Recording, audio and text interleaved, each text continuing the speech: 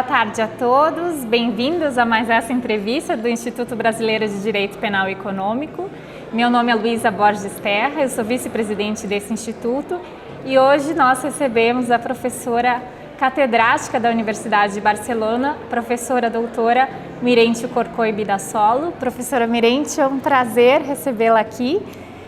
E agora eu passo também a falar em espanhol para que a gente possa se comunicar perfeitamente. Esse espacio del instituto es primero para darle la bienvenida. Es una alegría enorme para nuestro pequeño instituto que sigue creciendo a cada día tenerla aquí y un honor sin precedentes. Estamos muy contentos con tu llegada. E também agradeço muito a todos os nossos patrocinadores que fazem esse evento possível, em especial a Itaipu Nacional. E passo então a fazer algumas perguntas sobre sua ponencia al día de hoy. Inicialmente me gustaría preguntarle, profesora, ¿cuáles son los principales desafíos que usted ve en el derecho penal económico en un contexto actual? Y usted también conoce mucho los contextos latinoamericanos y obviamente de España, y que nos comente un poco su visión sobre ello.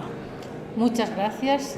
Disculpo por no falar en portugués o brasileiro, hablo español solamente. Agradezco muchísimo la invitación del Instituto Brasileiro de Derecho Penal Económico. Y bueno, voy a contestar directamente la pregunta. No es una pregunta fácil, porque creo que el derecho penal económico, que a veces también me gusta llamarle derecho penal de empresa, porque el concepto de derecho penal de empresa abarca supuestos que también tienen un aspecto económico, pero que salen un poco de lo que entendemos por estrictamente económico, ¿no? Como puede ser el medio ambiente, la protección del consumo, propiedad industrial, propiedad intelectual. Entonces creo que es más completo la idea de derecho penal de empresa, pero se habla más de derecho penal económico, ¿no? Y los retos son múltiples.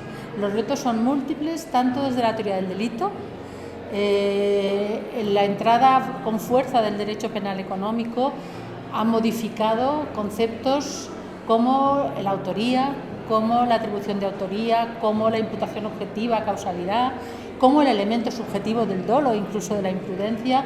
Por tanto, desde ese punto de vista, las consecuencias son muchísimas. También con la introducción de la responsabilidad de la persona jurídica, pues ahí se han planteado unos debates que siguen sin solucionar y que además plantean problemas muy complejos, sobre todo en la práctica, en relación con el proceso penal.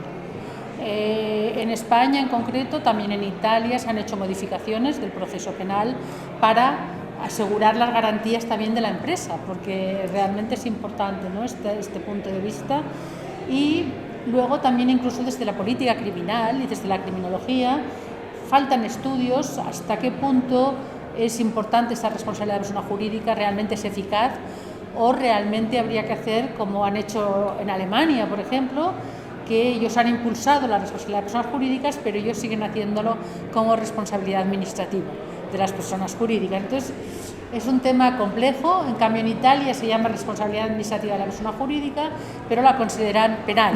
En Perú también le llaman responsabilidad administrativa de la persona jurídica, pero también la consideran penal porque se dilucida en un proceso penal. Yo soy partidaria de que si se ha introducido sea directamente penal por las mayores garantías que va a tener que si es solamente administrativa.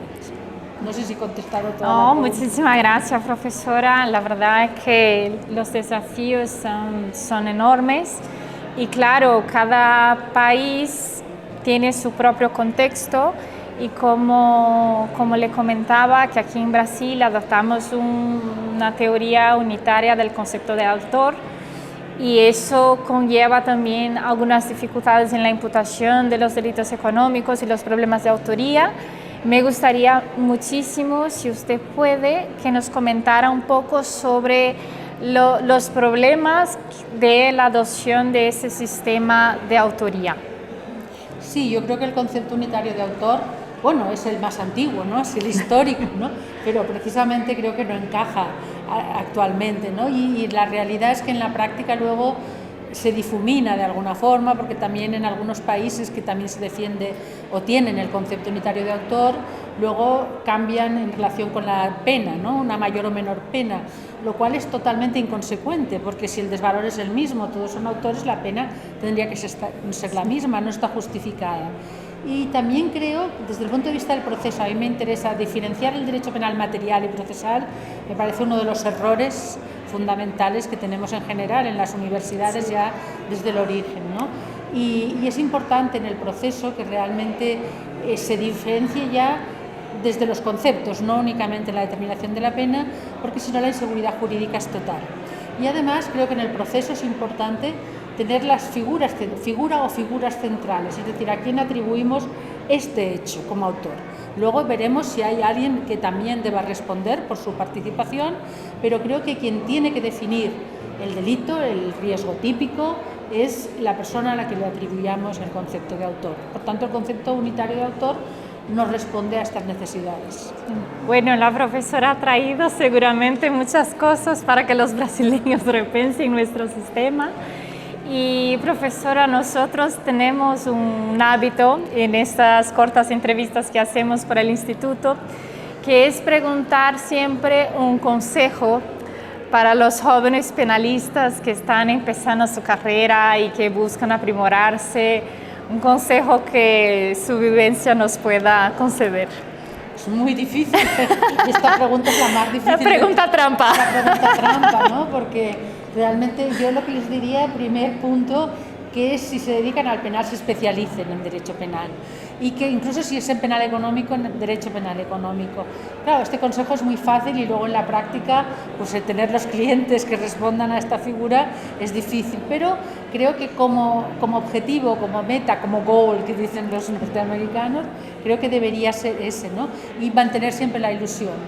Y algo que tiene que ver con la pregunta anterior, es decir, que no pueden olvidar el procesal, que es importante saber las consecuencias de su planteamiento, ¿no? Y cómo deben interrogar, o sea, tener en cuenta también esas otras facetas que desde luego en la práctica son muy, muy importantes. Muchísimas gracias, profesora. E dessa forma nós encerramos essa pequena entrevista com a professora Mirente Corcoy Bidassolo. Muito obrigada pela atenção de vocês.